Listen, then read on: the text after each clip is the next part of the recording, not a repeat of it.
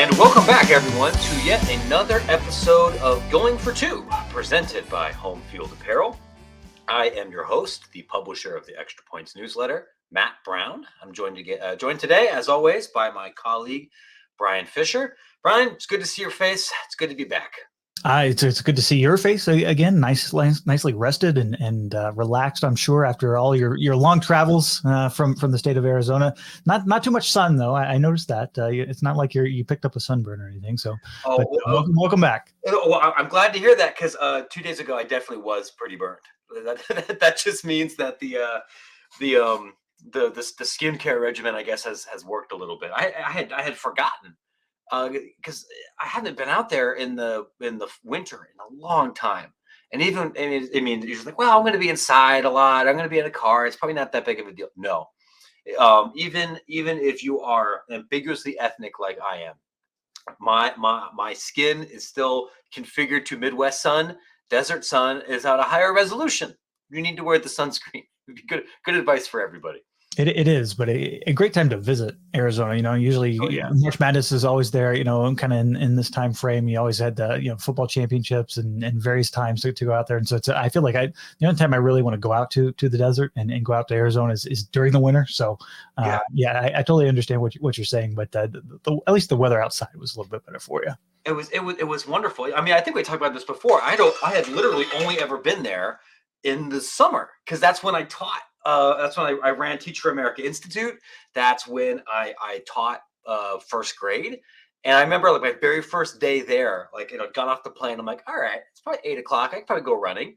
And there were buzzards following me here, man. And granted, that was over a decade ago. I was 45, 50 pounds ago. My metabolism was different. It was easier for me to go drop 5 miles. It wasn't a big deal. This is much better, but I'm really glad I got to go. It wasn't just so I can go get vitamin D and be reminded that the sun exists. I was there at Grand Canyon University most of the last couple of days. No. I'm gonna stop you right there though. Okay. You mentioned your Teach for America tenure there. I'm just curious. What was Matt Brown, the teacher, like? But before we get into your trip to the desert for Grand Canyon. Go wind us back. Tell us a little bit about Matt Brown, the teacher, there in Tempe and thereabouts. Sure. So I think if we're looking at my education career, there were really two different Matt Brown, the teachers. There was Matt Brown, the teacher in South Phoenix, student teacher. So I'm in the classroom with 4 other Teach for America people. It's first grade. And honestly, it was awesome. It felt like a gigantic Nick Jr. set. And then there was, I was probably only teaching for 2 hours a day. So I was doing a lot of math and beginning reading, and it was, I think, generally a very positive experience. Then after that, they shipped me to just outside of New Orleans. And that was Matt Brown, the absolute horrifically terrible teacher. Because remember, I don't have an education degree. I have a political science degree. And to Teach for America's whole thing was, if we bring a bunch of smart people who studied something that wasn't education and send them to the absolute most challenging districts in the country, by virtue of them being smart, they will overcome the achievement gap and fix education, which is a very attractive message to an idiot 21-year-old who needs a job because otherwise he's unemployable as a liberal arts major in the middle of the Great Recession, right? But I was not trained for this, and everyone in my district probably had PTSD after Katrina, and I was one of only 2 male teachers in our entire building, and I was teaching older kids. I wasn't prepared, and so I was not the teacher that they deserved. A lot of those stories are sad, but I mean, have I told the Tetherball story on this podcast before?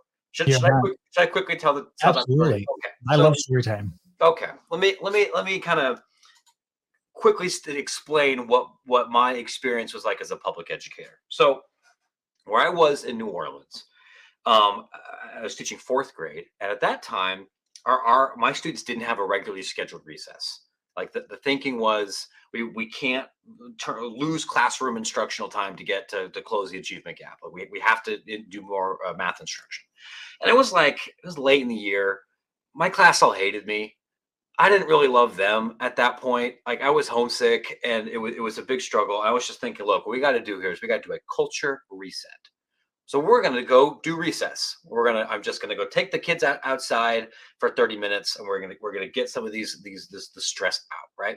And it's warm because it's South Louisiana. So all my male students are running off and they're playing football. This is the year the Saints won the Super Bowl. Everyone has Saints fever, right? And that's great. And then, even though they were invited to, the girl students typically went a little bit farther down the school grounds to play tetherball, right? The game with the big stick and the ball is tied to it, and you kind of bat it around.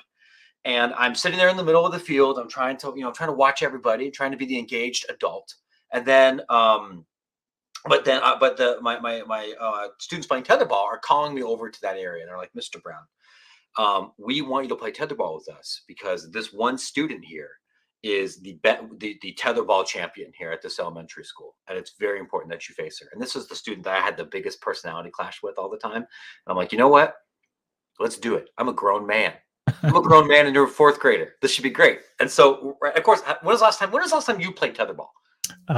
Probably middle school. I don't know. I feel like I definitely was awesome at tetherball because I was one of those kids that could run and jump and play tetherball pretty well. So I would probably have to go back to those middle school days. But it's funny because you mentioned that working with little kids. I did that as part of a high school program as well with a lot of youth in our school district, and especially during the summer. And I do feel like maybe play tetherball then, but I don't think it's going to live up to the billing that this story does. No, I think it probably was like second or third grade for me. It had been a long time. I'm like, all right, I'm a reasonably coordinated adult. Maybe not like you were, but I figured I could take a fourth grader. So we're going back and forth, and at first, I'm just trying to just to play the game, but then I'm actually trying, and all of my other students stop playing football and they'll gather around. So we got like 28 kids circling this whole thing here. We're going back and forth. And then suddenly off in the distance, I hear someone say, Mr. Brown. So of course, like your teacher mode engages, right? You go and you turn around and you go look. At that point, this girl just spikes a tetherball, smashes it as hard as she possibly can, spins around, and I turn around and I just eat this thing, man. I'm talking like Wilson is imprinted on my forehead. I have fallen on my ass back onto the pavement. So of course everyone is busting out laughing, because what would be funnier than your dopey teacher just getting smashed in the face with the tetherball? And even I'm laughing at this point too, because game respect game, like that you have to appreciate that. So everyone laughs, they break up. Game's over. And I'm thinking, okay, maybe we hit a breakthrough. Maybe, just like other schools have fundraisers where you can like throw the teacher nobody likes in the dunk tank, and as a way of like trying to rebuild the culture. So like, all right, maybe we can build off this here. I'm willing to take that bullet. And I don't know where this girl got markers, but like 10 minutes later, she's down by this tree at the end of the playground, and she's writing something. She's calling something on this card, and she comes up to me. It's like, Mr. Brown, I'm sorry about what happened. I made this for you. And at that moment, my heart melts. I'm like, oh my God, it's actually happening. This is a stand and deliver moment. We have broken through all this anger and frustration and yelling. And this girl just demolished me here in public, and her heart has been softened. And I was so excited about this. And I open it. The card says in purple marker, it's like, dear Mr. Brown. And I open it up, and it is a picture of me getting smashed with the tetherball, falling on my ass. And it says, get your face out of my way. And that hung up on my refrigerator for the rest of my time in New Orleans. And at that point, like any modicum of like credibility or authority that I might have been able to project in that classroom was extinguished. And that was maybe it's time for me to go do something else. So a lot of the stories were sad, but I look at that and think, it's pretty funny. And also, I've joked about this before, but like if that's your job when you're 22, like what on earth is Urban Meyer going to say to me that's going to like stress me out now? Like, oh my God, chart beats down, slacks down. This is so stressful. Like, I don't know. Did anybody did a kid attack you today? Did you fail to teach children multiplication well enough for them to advance to 5th grade? Did someone tattoo Wilson on your face at work today? No? All right, boo, who cares?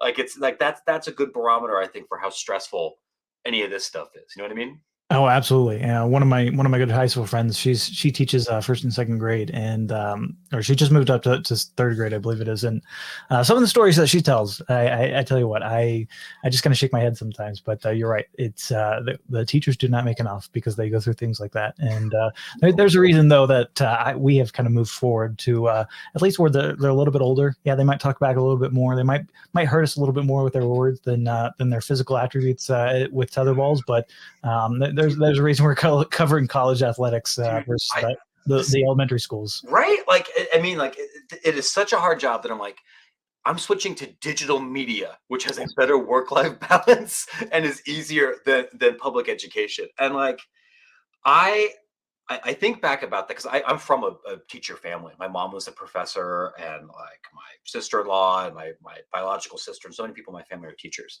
And I miss that. Like, I like teaching. I like talking to college classes. I like working with athletes. I like working with young people. And honestly, like, I like really early elementary school too, because I'm super corny. And when they're first and second graders, they love that about you. Um, it was the adults, and I felt like my inability to handle any of the kind of out of the classroom social issue things that. But and plus, I was immature at 22. Like, I wasn't ready for that kind of responsibility anyway. That made me want to switch to just telling jokes on the internet. But I think about that. I think about that a lot. And one of the cool things about this trip to Grand Canyon is I got a chance to talk to other students and was telling them, like, look, if you get a chance to do something that's absolutely going to punch you in the mouth right out of college, like, definitely recommend it. And I went from teaching to knocking doors during the Tea Party wave for a Democrat in Indiana. And both of those followed up me knocking on doors, trying to talk to people about Jesus. So like all three of those were great. Like, welcome to real life. Everything sucks. That makes most of this seem pretty easy. Like, if you can do that, great idea. I mean, what other podcast has such a diversity of backgrounds that they can rely on other than going for two right here? Yeah, that's right. I don't think anyone listening to this is like, I hope Matt tells some mission stories, because like those are all stupid. But We'll save those for the summer. yeah. um. So the reason I went out, besides trying to go get this trip down memory lane, go to In-N-Out, eat, get some sunshine. The big reason was to spend some time with Grand Canyon, which is one of the more unique institutions, not just in Division One, but I think in higher ed completely. And I know you've been doing this for a while. Like, I know it's not a college football school, but like, what do you know about GCU? You spent some time out west.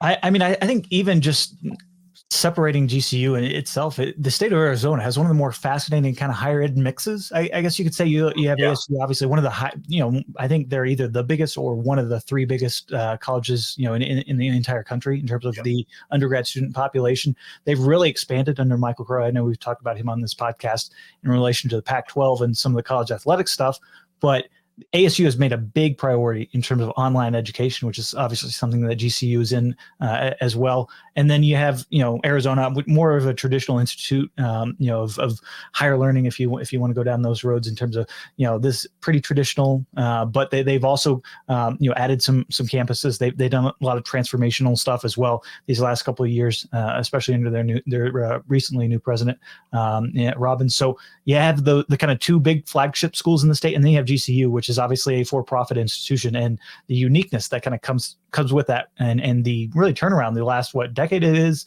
The GCU has kind of had this transformation going on from really kind of the I don't know how you would even describe their origins. I guess you would know better than most because you're talking with their president, but it's just a unique story and a unique transition that's occurred there, really all the way from kind of nothing into a Division One almost powerhouse now. When you look at what they've been doing in the WAC. Yeah. So I mean, for people, you're on the money here, and you're right. Arizona is very unique that way. Like, yeah, Arizona State's enrollment is roughly the size of like a small Caribbean country. University of Arizona last year, I want to say, bought an online school too. Like, they're trying to get into that space. I don't know as much about NAU, but it's kind of rare for a really big state to only have 3 schools. Like there's not really a huge private school sector in Arizona. No, I'll stop you there too. Yeah. Just in Arizona, there's a huge JUCO emphasis, especially on the athletic side, which is what we in the league itself. I think either last year or the year before, kind of was making moves to kind of shut down as well. So there was a lot of higher ed discussion in terms of the JUCO system in Arizona and some of the Western leagues kind of shutting down. So it's like a very unique mix. And then you're right, there's 2 flagship institutions in a state that's really growing rapidly, right?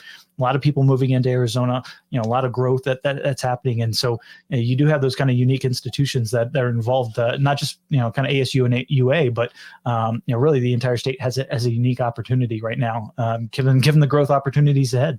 Yeah. So on that note, speaking of growth, which takes us to Grand Canyon. So Grand Canyon started as a religious NAIA school, and was really small. I mean, they played college baseball. They were successful athletically at a couple of other things, but like a lot of other small religiously oriented NAIA institutions throughout the country, they struggled with enrollment and they struggled financially. We got to the point here, and correct, please, like I'm going to butcher the exact years here, but it wasn't that long ago, 15, 20 years ago, where they looked like they were going to go under. And they looked at a couple of different ways so they might be able to potentially raise the capital needed to pull themselves out of this. And they did something unique, and they let themselves become a for-profit institution and take on some actual corporate investors. And those investors really pushed GCU's online education, but they also did a huge building spree on campus. And a lot of schools do online education, and now, like you were mentioning, not ASU, Penn State, a bunch of other more traditional universities enroll a bunch of people online. So Grand Canyon was also like, what can we do to build more dorms? What can we do to build a better in-person experience? How can we differentiate ourselves from the gajillion other online schools? And it took off. Now they've got like 20,000 people on campus. It's just construction everywhere. There's a bajillion dorms. The athletic facilities are not just good for a WAC school. They are capital G good. So like I went to a college baseball game there. Every seat was full at opening pitch, over 5,000 seats. It looked like a AA baseball game. It was definitely louder and like anything you'd see in the Big Ten, or anything you would see at most northern institutions, and even a lot of Western ones, right? The basketball arena, every single seat was full. Now the school has transitioned back to being a nonprofit.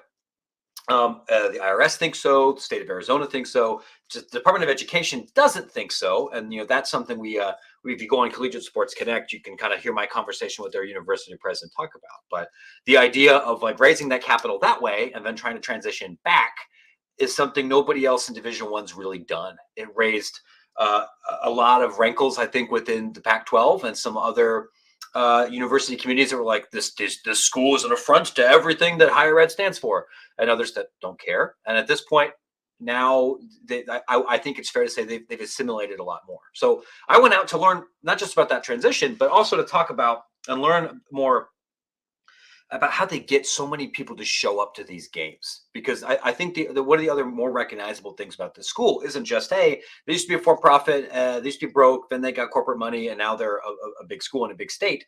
It's that you can get thousands of students to come to a college baseball game against Nevada. And then when you come in there and you have people camping out to get basketball tickets 4 days in advance to play New Mexico State, and then you have 1,000+ student section that is loud and doing visual stunts and making an arena that is louder than almost anywhere else in the country. Not like for a WAC school, not for a mid-major. Like, I've been to a lot of Ohio State basketball games, and the in-person experience that I saw at New Mexico State Grand Canyon was unquestionably better. It was unquestionably louder, and Red Panda was there. Like it was this big thing, and schools from across the country will come to talk to their AD and talk to their administrators and figure out, how do you do this? And it's I'm writing it up here later this week on Extra Points. That's why I was there, to try to figure out how. I'm going to spoil the story. It's not just something you can do by giving away a couple of T-shirts and some free food, although that's always a good thing to do. Yeah, I mean, I think it's also interesting too. You mentioned kind of the transition. I mean, you go back a couple of years. I mean, ASU in particular, Michael Crow had it out for GCU, right? There was a lot of war awards Oh yeah. between him and the school president who you talked with, Brian Mueller.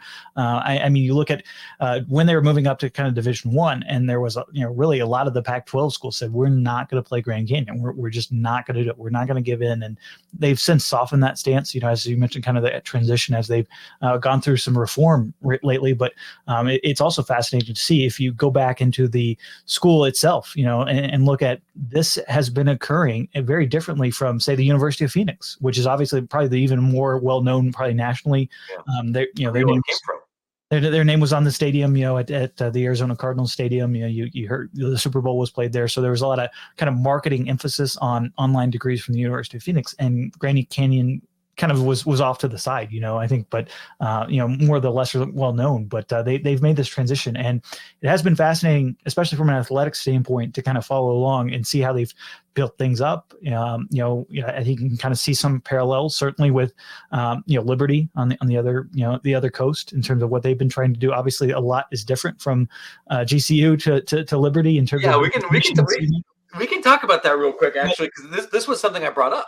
I was like, and because I'm with you, right? Like, hey, what's a traditional brick and mortar faith-based institution, financially struggling, recapitalizes things in part to online education, then tries to be something different, and has athletics as a big part of that. I think if that's the story, there's some similarities between Liberty and GCU.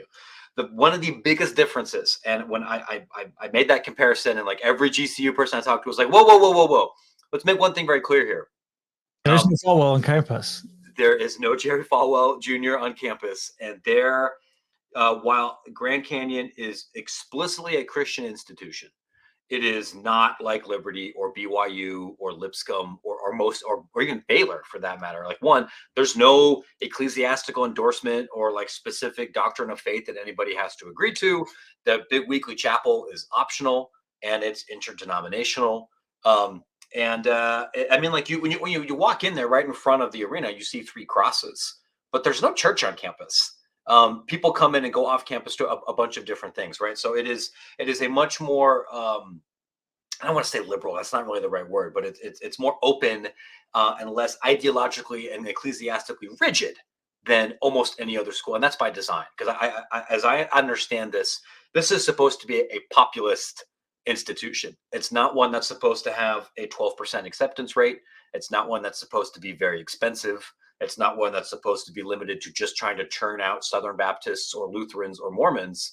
It's a Christian informed education, like, for everybody, which is not the mission for SMU or BYU or these other places, right? Like, they go out of their way to make that clear, I think.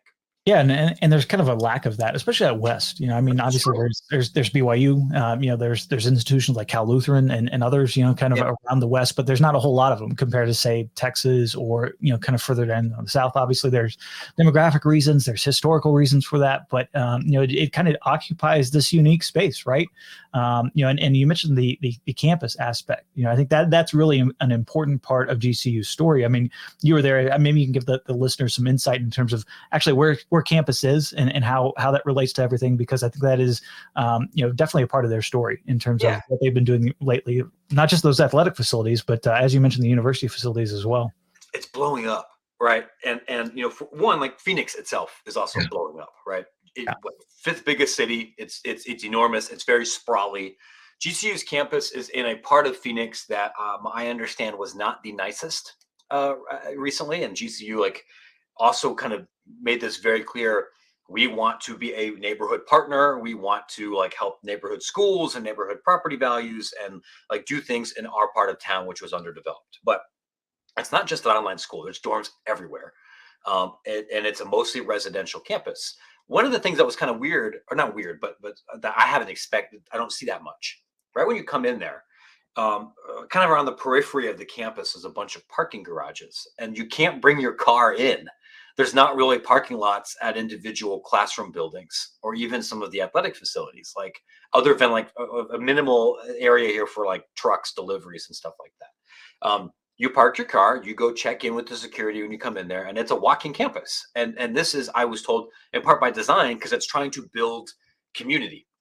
And you do that by actually being around other people and walking everywhere. Or at GCU, God, I've never seen so many skateboards in my life, man. There were so many scooters, so many, and like like other places have like bike racks. I've never seen a skateboard rack before, because people can't do that in Chicago on account of the ice, and that it sucks like to be outside, and that's everywhere. And you see that where everyone's skateboarding, everyone's in kind of close proximity, with these gigantic athletic facilities. Not just in terms of like gigantic and seating capacity, but everything is new and modern. It feels like there's maybe 4 buildings on campus that are still there from the 70s, and it looks like everything else came up after 2012.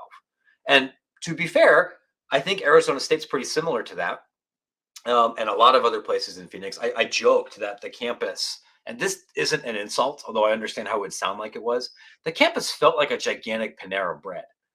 Just because like that's kind of what it looks like visually, and that's where all of the buildings are coming up there. But they're like, I mean, that's not a GCU thing. That's just like, that's half of Phoenix. That's half the Southwest has that kind of architecture, and it's all very, very modern. You know what I mean? I do, and it's fascinating too. Kind of thinking about this transition that they're going through.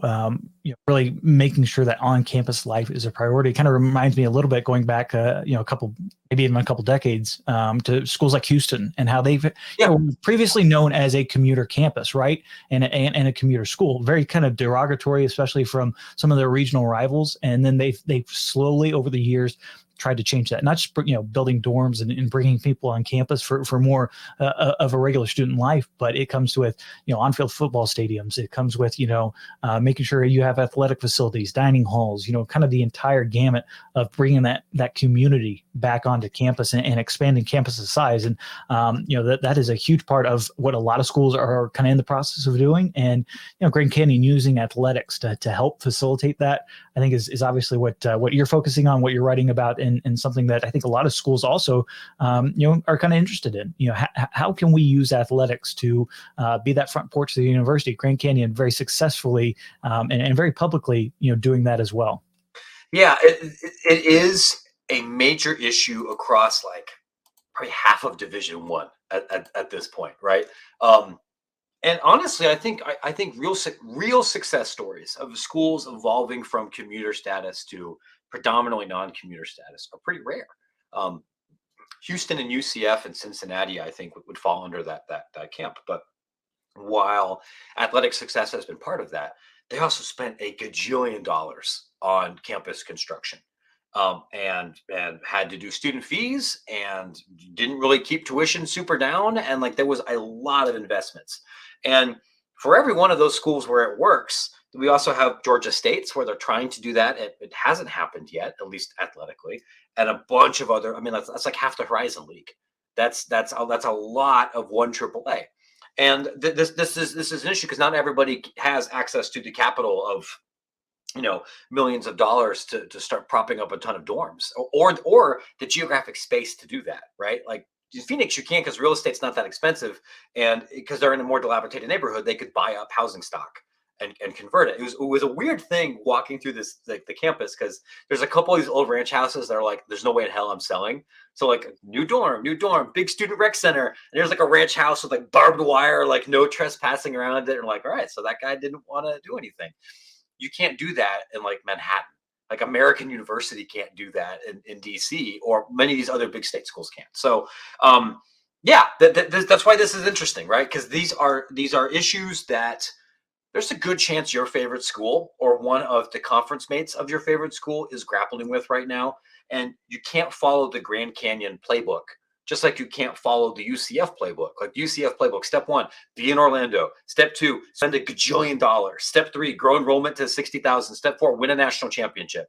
Well, if it's that easy, everybody would do it, but like not everybody can, or did, I guess, depending on your definition of national championship.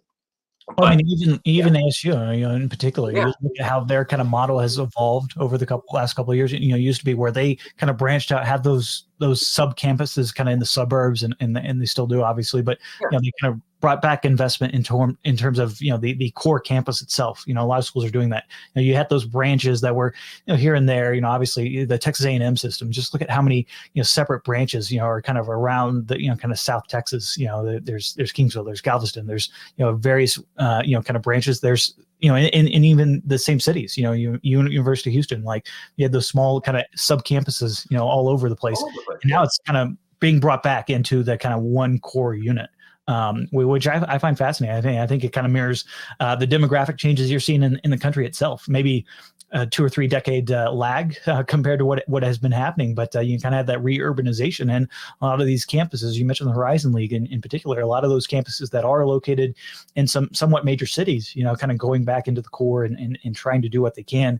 Some of them are finding it tough to certainly invest and find the room to grow.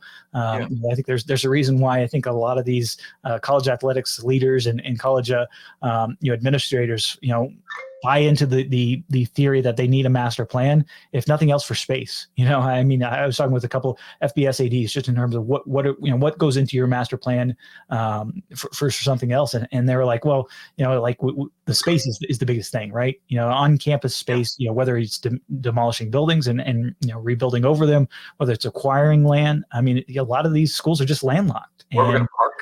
Yeah, parking is a whole different issue. Like if you've ever worked on a university campus or a university campus, I mean, parking is like not only a big moneymaker for a lot of these schools, but like that kind of like drives a lot of what happens on campus in terms of like the bureaucracy and whatnot. I'm sure you ran into. We can't overstate what a big deal that is.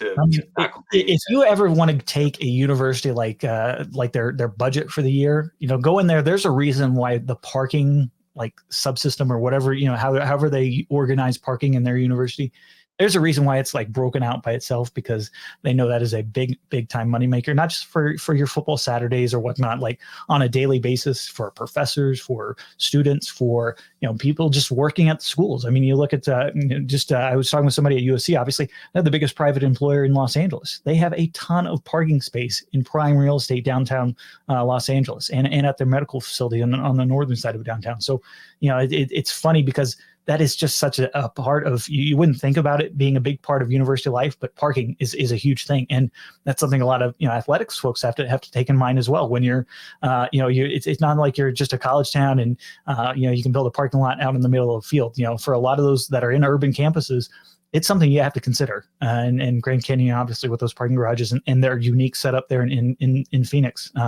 obviously have to. Yeah. Everybody right now needs to figure out how to maximize their revenue, how to find a couple more quarters and nickels and dimes in the couch cushions or in the parking meters to facilitate whatever kind of capital growth that are, or facilities growth that you want to have. Another thing you can do, if you manage to save some of that money, is buy more stuff at Homefield Apparel, our title sponsor. One of our closest brand friends here in this industry. Homefield Apparel, of course, makes the most comfortable, unique, interesting, officially licensed collegiate apparel. My hoodie, which I basically almost always wear at this point because it is freezing in this basement. Do I see a golfing dog? A golfing Georgia dog, yes. Hang on a second. Speaking of dogs, I'm going to move. Big fan of the Georgia dog. There we go. Yeah, listen, we're all about good dogs here. I'm doing Homefield layers, and I paid for those with real American currency that I did not get from Homefield Apparel, because I believe in what I'm selling here, folks. And what I'm selling to you are Homefield shirts, Homefield hoodies, Homefield sweatpants. Bryan, did you happen to see who the most recent school that Homefield added? I believe that would be Illinois. It would be Illinois, and this was what I was saving the money for. I feel like I was teasing this for 4 different weeks. I'm not really an Illinois fan, but I do definitely live in Illinois country. And I feel like when in Rome, I don't want to buy Northwestern stuff. So I should do as the Romans do, and I should go buy some Illinois things. So I will be ordering it is a wonderful blue and white collection. I mean, excuse me, not blue and white, blue and orange. Blue and white would be extra points. They just added South Carolina. They just added Gonzaga. This coming week, they're adding Villanova continuing our basketball-centric theme. We have a couple of big Pac-12 schools, I think, still left on that list for this season. So if you want to go grab some of those excellent clothes with cool vintage old-timey logos, or dogs playing sports, or dogs looking angry, pensive. I don't know what's going on with this husky on my chest right now, but it's a good dog nonetheless. Anyway, use promo code Extra Points at checkout to save 15% off your first order. If you haven't bought a Homefield thing by now, what on earth are you waiting for? Literally everybody else that you know has bought Homefield stuff, and come on, you don't want to be the last person. Imagine going to a tailgate and everyone else is wearing a cool brand Homefield shirt, and you're wearing something you got from Target, like some kind of dad. Don't do that. Get the Homefield stuff. I don't have a good segue for leaving the ad read. I gotta get better about that. But the transition in was good enough, so I think that makes up for it. So I feel like I can get us into the ditch. I never was very good at getting us out of it, but there was a conference realignment development that we wanted to talk about briefly here, right? There was, because I mentioned it as before we started recording, was the OVC and the Big South tie-up, because I know you've talked with both their commissioners and have something coming on Extra Points on Wednesday, I believe. Yeah, that is the plan. So if you missed this, which I can't understand how you possibly could have. It's the biggest news today. But just in case you had missed it, the Ohio Valley Conference and the Big South Conference announced Tuesday afternoon that they are forming a partnership of sorts to consolidate their football leagues into one auto bid. It will be for a minimum of the next 4 years. And a big reason for this is, both these leagues are really kind of treading water right now around the minimum number of institutions needed to qualify for an FCS auto bid. Both of these leagues could potentially add or lose more members. I mean, today, I think it's official that Lindenwood, a Division II institution, is moving up to join the OVC. A couple of current OVC institutions have been rumored to be interested in the ASUN, potentially the SWAC, a couple other places. We see this with the Big South as well. So by joining forces, now you don't have to reach on a school. It doesn't really make sense for you just to get to 6.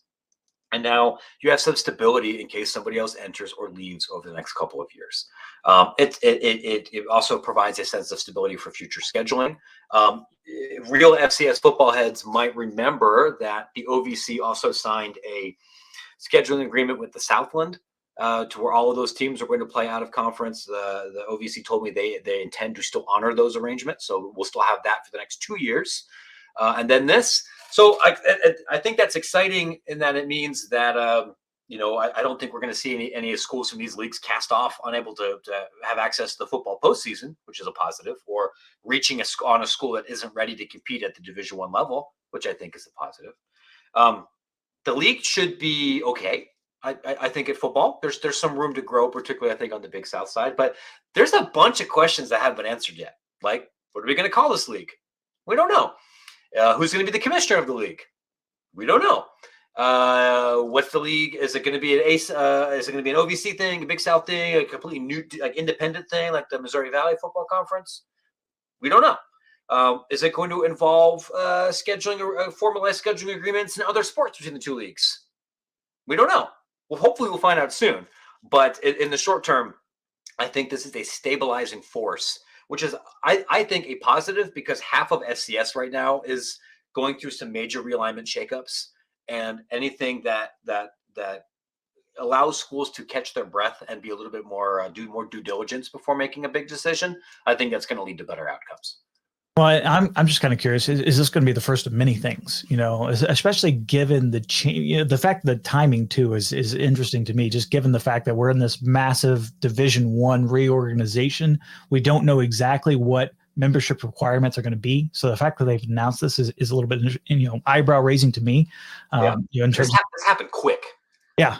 I mean, there was, I think I got, first caught wind on something happening like a couple weeks ago. You probably know folks a little bit more, but the fact that this was announced today, on 222, was a bit just eyebrow raising in terms of, why are you guys doing this now instead of waiting, 2-3 months in terms of getting more of a sense in terms of what Division One, what FCS is going to be, in the future. I know there's still a lot of talk about, a potential third, subdivision of Division One itself. So, you kind of got to be interested to see how the Big South and OVC are going to navigate it. At least, as you mentioned, there is a little bit of overlap in terms of, especially the eastern edge of that OVC that can play, some of those schools, in the Big South pretty easily. There's not some onerous travel cost associated with this, like maybe there was with the Southland. I think, but for the most part, I'm pretty intrigued just in terms of how this kind of is going to evolve. Will we see this in other sports? Could this concept exist for men's volleyball or something like that in the greater Midwest region? I think that's something certainly on the West Coast the MPFC has done a little bit in terms of some of those Olympic sports, to ensure that they get those auto bids to the NCAA tournament, which is kind of what it's all about below the FBS level. Yeah, I asked about that actually. Like I can tell you that based on my reporting and based on what I've been hearing, this was not the first league the Ohio Valley Conference talked about potentially joining forces with. There were some level of conversations, as I understand it, with the Southland. I know that there were more conversations with the ASUN. The fact that this happened really quickly, I think, one, speaks to the fact that leadership of both these leagues actually trust each other. Like they trust each other. That's right.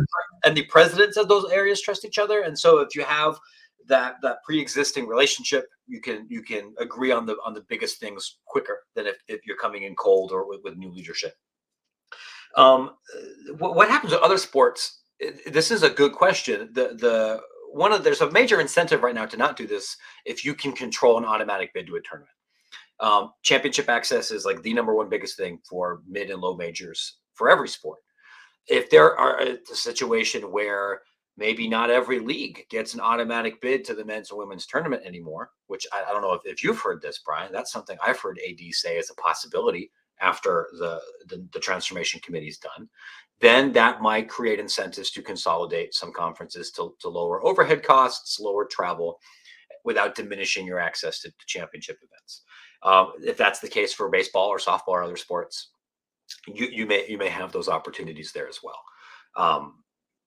I think there is an incentive to get this done as quickly as possible if you want to project stability to try to keep any other school from leaving. Remember that the OVC is on the expansion hunt right now. And also we saw Eddie George at Tennessee State said I think 1 or 2 days ago, hey, our conference is dying and we would be interested in being in a different league. Now, Eddie doesn't get a vote on these things, but I'm guessing he didn't say that without having some kind of conversations with somebody else in his department. So the longer that you go without a definitive vision for your league in public, allowing idiots like me or other people to speculate as to your future, that's going to make it harder for you to recruit anybody, right? Just like, hey, if you're a company trying to hire and you don't have a vision that you can sell that says we're going to be in business in 6 months, it's going to be hard to hire anybody, right? Unless you just drop the bag on them, which you probably can't do. So I look at this as, sure, we don't know what Division I is going to look like in May, but if you don't do something quick, you might not have a chance to worry about it in May. So you have to do this. And I think it's probably still the best policy that could have been done for member schools in each league. We'll see we'll see what the membership actually ends up looking like in a year. There's some schools in New England that might end up being a part of this. Like Bryant might end up being in this league when the dust kind of settles. I don't know what HBCUs will end up being in it or not, so I can't say how good it's going to be. But it's makes sense to do this, I think, than waiting another month or two.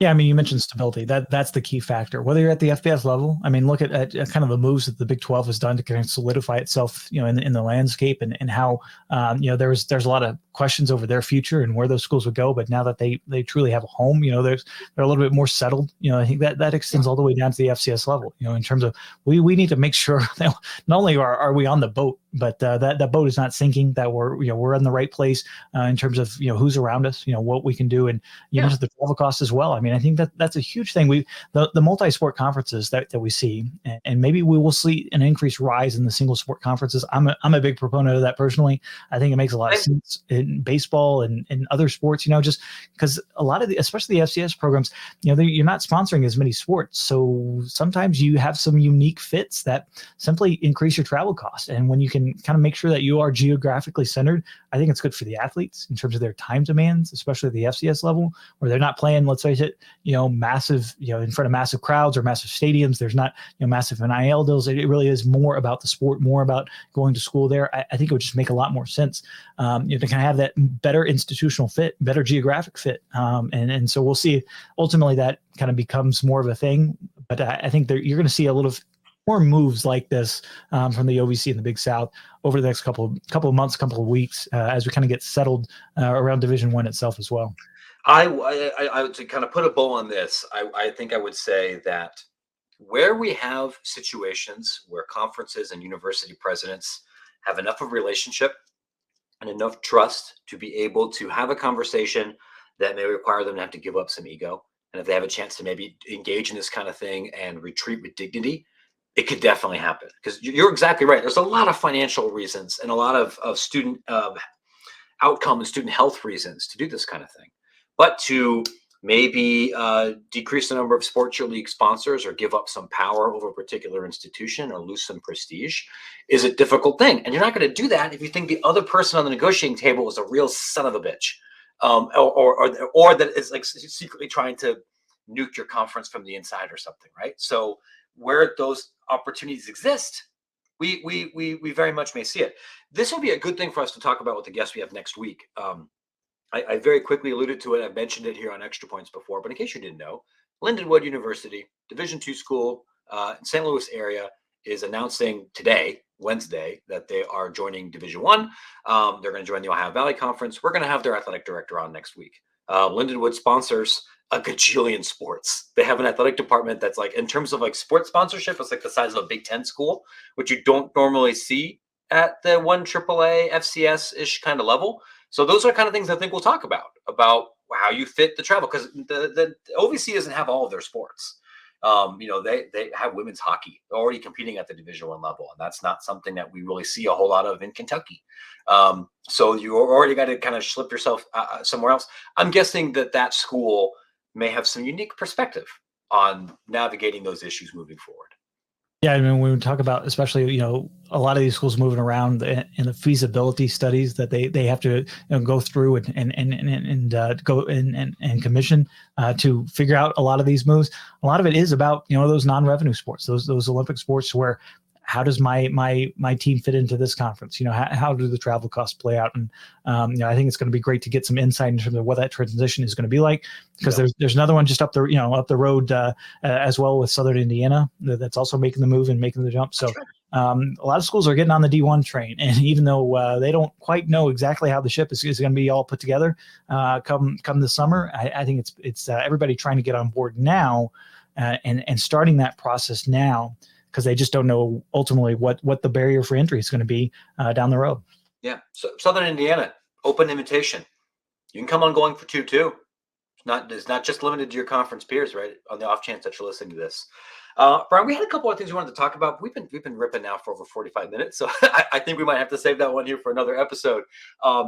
We have, I think, some exciting stuff coming up on Extra Points and Going for Two in the immediate future. So we're recording this on a Tuesday. You'll be able to listen to it on a Wednesday. We've got the stuff here about the Big South and the OVC. We've got a much longer story coming up here about Grand Canyon and about how they're able to actually make this work. We had a cool story earlier this week with Andy Wittry. We made up a game to figure out, hey, is this a real job title in college football, or do we make it up? And it's super hard because there's some absolutely bananagrams college football titles right now, particularly with things that have to do with recruiting. As that you would not find on LinkedIn anywhere else. We've got some conference realignment stories coming. We have a sit down with somebody who made a tabletop college football recruiting game called Envelopes of Cash, right? Which I think is fits exactly within the, again, say this with love, gigantic dork audience within Going for Two. I love you all. You could destroy me in Settlers of Catan, and we're gonna talk about that. So I'm excited about this week, and not just because I finally got to see the sun and have a good hamburger for once in my life. Like we got some cool things coming. I hope you stick around and do it and follow along with us. Absolutely, and a lot coming on D1 Ticker as well. If you sign up for that newsletter, you can get all the videos and stuff that we do as well. Collegiate Sports Connect, another great place. You mentioned job interviews. That's a great place if you want to get into the industry. If you're part of the industry itself, if you're an AD, if you're compliance, if you're marketing, whoever it might be, we've got some great content for you on Collegiate Sports Connect. So follow us along there. It's in the show notes if you want to have the sign up link. That's I mean, like there's a 20-minute interview with Grand Canyon's president that's already up on there completely for free. I did an interview yesterday about the Conference USA Sunbelt legal battle, which we didn't even get a chance to talk to. It's on there. We've got new athletic directors who are talking about their new jobs that are on there. So you should go.